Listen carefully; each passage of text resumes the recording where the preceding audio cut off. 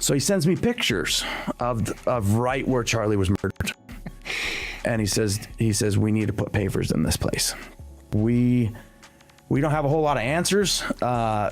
We're told by, people above us that we've got to put pavers in, today and tomorrow. It needs to be in by Monday. What if the story you've been told isn't the whole story?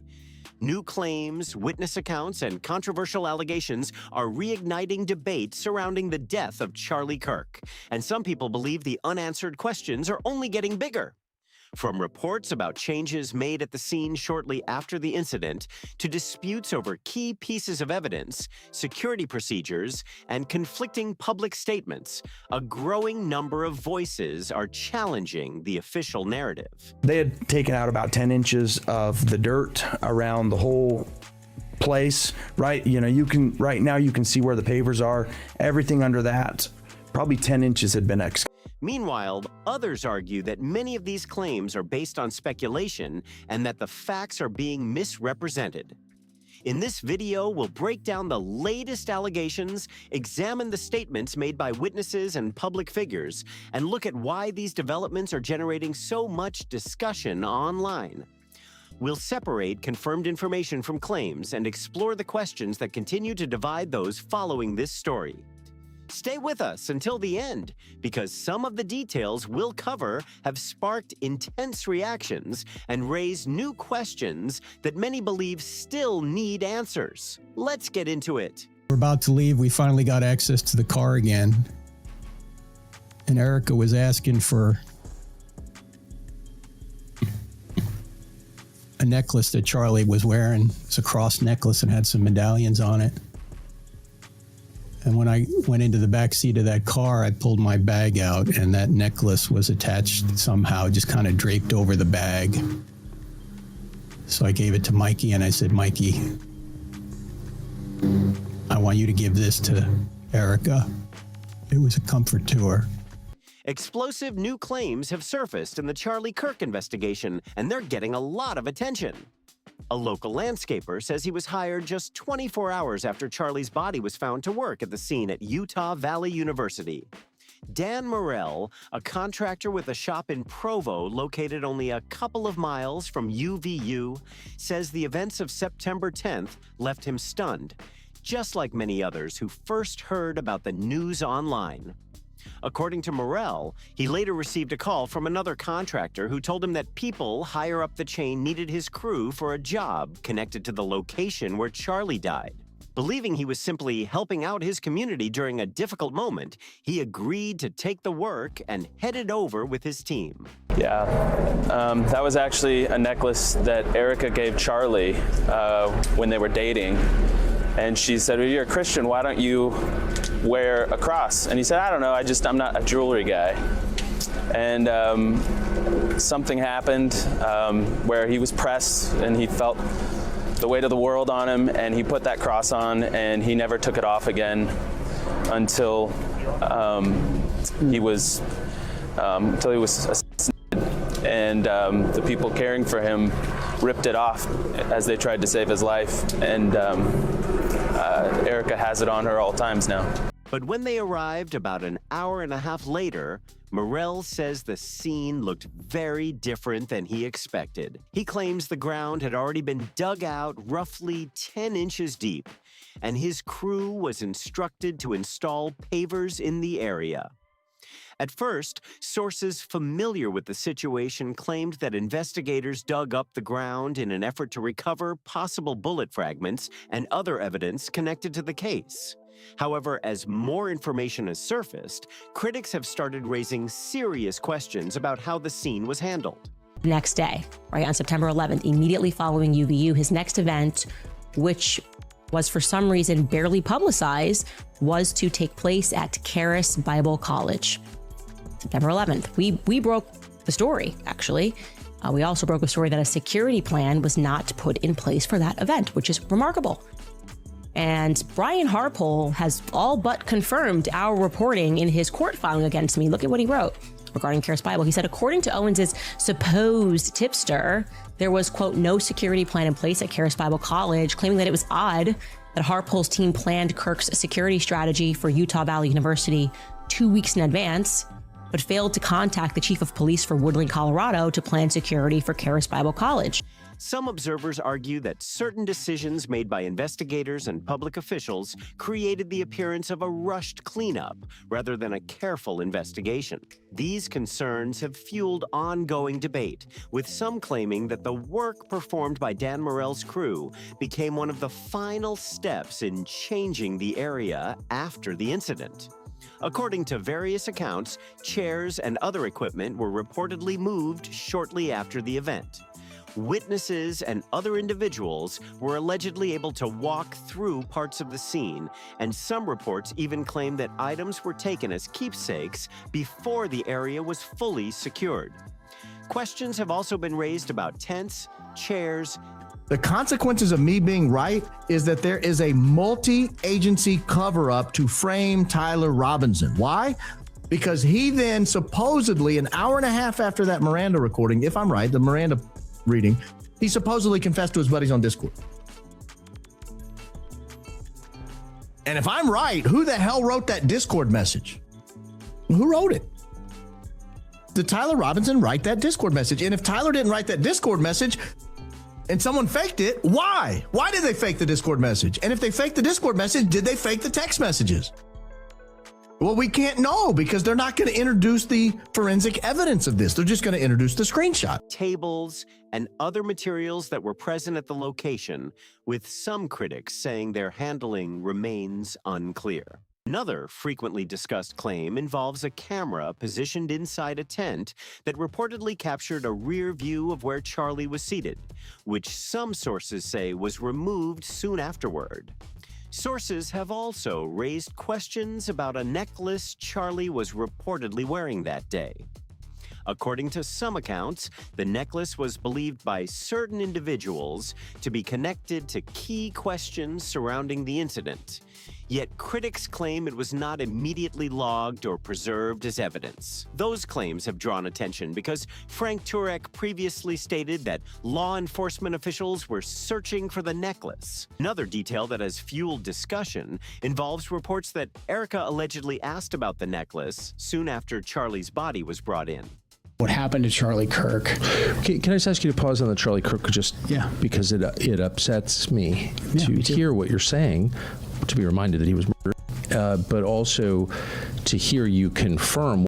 According to Frank Turek's account, he later discovered the necklace draped over his bag and turned it over to Mikey McCoy, who then passed it along to Erika. The circumstances surrounding the necklace have continued to spark debate among people closely following the case. Days later, attention turned to a drive-through video that reportedly showed Erika holding up the same necklace. The footage quickly became a topic of discussion among people following the case and added another layer to the ongoing questions surrounding the item's path after the incident. What makes the story even more notable is a claim shared by Andrew Colvett. According to him, the necklace had originally been a gift from Erika to Charlie. You believe that Tyler Robinson murdered your husband? Yes, I do. Why do you think it is so hard for so many people to believe that reality? Because it's too simple. Again, everyone always has to think there's more to the story. Well, sometimes there's not. I've seen the autopsy report. I've seen our case pulled together. I've been in constant contact with our lawyers, the prosecuting team. I've seen it all. Colvett said Erika once asked Charlie why he never wore a cross despite being a Christian. Charlie reportedly replied that he simply was not a jewelry person. So Erika decided to give him his first cross as a gift. As if the questions surrounding Charlie's death were not already drawing intense scrutiny, another claim has surfaced that has caught the attention of many observers. According to various sources, the SUV used to transport Charlie to the hospital was reportedly cleaned out and sold just days later on the following Monday. Critics argue that this timeline raises additional questions about how items connected to the incident were handled. What happened to the car that Charlie was driven into the hospital? while he was still alive? Or better yet, what do you think should have happened to that car, or what is required to happen to a car after someone is assassinated in a car, or like is bleeding in a car and there's evidence? I would have assumed. Taken together, these events have led some observers to question whether Charlie's death was the result of a planned act or a series of failures and mistakes. While many claims continue to circulate, the full facts remain the subject of ongoing debate and investigation. Questions have also been raised about security measures that were in place that day. In an interview, Charlie's chief of security, Brian Harpole, stated that his team was not permitted to use drones at the event. However, according to sources cited by critics of the official narrative, information later surfaced that they believe conflicts with that statement. That the feds impounded the vehicle. I would have assumed that they then impounded the vehicle for further inspection, but that if I had assumed that, I would be wrong, actually. What happened is immediately after the car was transported to it was towed to a towing facility that's just kind of really around the corner from the hospital. And then from there, on Monday, they had another tow truck come and take that car so that it could get a cleaning and be immediately put up for auction. Those claims have added yet another point of controversy to an already heavily discussed case. Frank Turek later appeared on Megyn Kelly's show and made a statement that added another twist to the ongoing discussion. According to Turek, Charlie's security team did have drones operating in the area that day. He went on to claim that drone footage was even sent to Charlie ahead of his arrival so he could see conditions at the location before the event began. This account has fueled further debate because some observers believe it conflicts with earlier statements about drone use at the event. Our list of turning point lies is just getting longer every day. Yesterday, we talked about Brian Harpole, the security guy who was not convincing at all. And he basically said, we didn't have drones because looking at the rooftops, because I wasn't allowed to have drones, right? We just were not allowed to have drones that day. A lot of you emailed us and said that was a lie, actually. The drone question has become a major point of discussion among people following the case. Some critics have asked whether aerial surveillance should have detected potential concerns sooner, while others argue there is not enough public information to know exactly what the drones did or did not capture that day.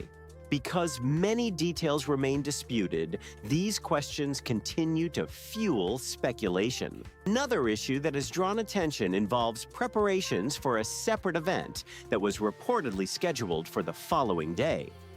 According to TPUSA event information, Charlie was expected to speak at Charis Bible College in Colorado after his appearance at Utah Valley University. Some sources claim that Brian Harpole, who led Charlie's security team, did not contact the school in advance to discuss venue logistics, expected attendance, or security planning. When we were driving into that event, this is the first event I've gone to a college campus with Charlie. He said, Frank, if you can come help me the first couple of days, could you stay an extra day and come with me to the first event? I said, of course. So we're driving in, Megyn, and his team has drones up, looking at the crowd from above, and they text him some video. And there's thousands of people there an hour before the start. And I said, Charlie, I don't like this place. There's too many buildings. Those claims have prompted additional questions from observers who are trying to understand what preparations were made and whether standard procedures were followed. In addition to these debates, some critics have taken issue with comments and narratives they say have been promoted by certain turning point figures following Charlie's death. According to these critics, descriptions of Charlie's physical condition have been used to explain aspects of the incident in ways they consider difficult to reconcile with the available information. At the same time, some firearms experts and former law enforcement personnel have publicly questioned those explanations. They argue that if the event occurred exactly as some accounts describe, the physical evidence and injuries might have appeared differently. However, opinions on this issue remain divided, and many of the claims being discussed have not been independently verified. And you can see from behind me, this is a recreation of the tent where Charlie Kirk lost his life at Utah University in September, and people are taking selfies with it. I can't. As a result, the disagreement over what happened that day continues to be a major source of controversy and speculation among those closely following the case. Tyler Robinson's grandfather has strongly rejected claims that his grandson was responsible for what happened that day. According to statements attributed to him, he believes Tyler was wrongly accused and insists that the public has not been given the full story. He has reportedly maintained this position consistently and says the family is prepared to continue challenging the allegations wherever necessary. Those comments have added yet another layer of controversy to an already highly disputed case. If that claim were accurate, some observers argue it could raise additional questions about the timeline of events. In particular, critics point to reports alleging that Tyler Robinson may have already been in police custody before a confession was reportedly posted to his friends on Discord. The Kirk thing's weird because now there's video footage from behind. The round that he was shot with was a 30-06, which is a big round. That's a round that you kill a moose with. And it doesn't even have an exit wound. Right. It don't make no sense. It makes zero sense. Those allegations remain heavily disputed, but supporters of this theory believe the timing deserves closer scrutiny as part of the broader debate surrounding the case. To some critics, the story becomes even more controversial, with claims involving former National Counterterrorism Center Director Joe Kent. According to reports circulating among those following the case, Kent allegedly stated that he was instructed not to pursue an investigation into matters related to Charlie's death. Supporters of this account claim that Kent was uncomfortable with that decision and chose to step down rather than remain involved. These allegations have not been universally accepted, but they have added another dramatic and heavily debated chapter to the ongoing discussion surrounding the case. At the same time, Erika has publicly presented a very different perspective on the case. According to her statements, she has closely followed the investigation as it developed and has remained in regular communication with attorneys involved in the matter. Erika has also claimed that the evidence she reviewed pointed clearly to Tyler Robinson's responsibility for the incident. Her comments stand in sharp contrast to the claims made by those who continue to question the official account, adding another major point of disagreement to an already heated debate. In another moment that drew attention from critics, Erika was seen discussing merchandise sales, donations, and plans related to the memorial in close succession. Some observers felt the combination of topics was unusual, especially when she reportedly referred to her husband's memorial as the event of the century. What are you guys for Tyler? What are you for Tyler or the other side? Grandparents. Oh, your grandparents? Oh, I'm really sorry you're going through this. yeah, it's tough for you guys. Yeah, it sucks. But we're here to support them. Yeah, we think your grandchild is absolutely brain, but I'm an investigative journalist, so Well, I can see. I'm what for the us that you do. Man, you know, you're like, I can tell you that you're very right. Those remarks sparked mixed reactions online, with supporters and critics interpreting the comments in very different ways. As if the controversy surrounding the situation was not already intense enough, another claim has generated strong reactions online. According to reports from critics, Erika allegedly approved plans for a replica of the tent associated with the location of Charlie's death to be displayed at AM Fest. The reported purpose of the display was to allow attendees to view it and take photographs. the claim quickly sparked debate, with some people seeing it as a memorial tribute, while others viewed the idea as highly controversial. When critics connect these events with other concerns they have raised about Erika Kirk and the direction of Turning Point USA, some say they see a pattern that they believe deserves closer examination. Others strongly disagree and argue that many of these claims rely on speculation rather than verified facts. The debate has only grown louder as new accounts and witness statements continue to emerge. One of the most discussed claims comes from the private contractor who worked at the scene afterward. Supporters of this viewpoint argue that, instead of keeping quiet, he has chosen to publicly share his version of events and explain what he says he witnessed. Erika's name was not directly mentioned in his account. However, some sources have alleged that she was aware of the contractors and the work they were assigned to perform. I don't even know where to begin. The fact that we were able to pull off an event of a century, like, it's just insane. We had over 275,000 people that attended, and the stadium overflow, Westgate, insane, you guys. And then you have, was it 100 million?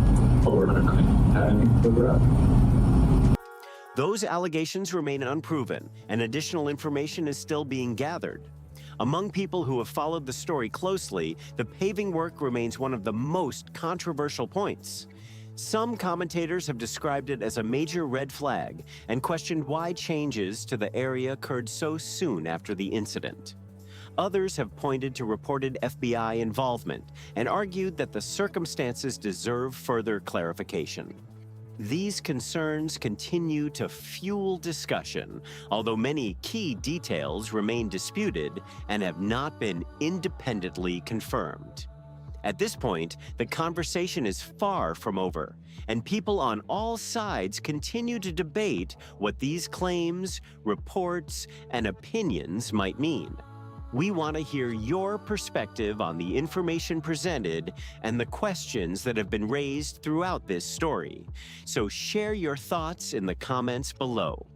If you found this breakdown interesting, be sure to hit the like button and subscribe for more updates and discussions. Thanks for watching, and we'll see you in the next video.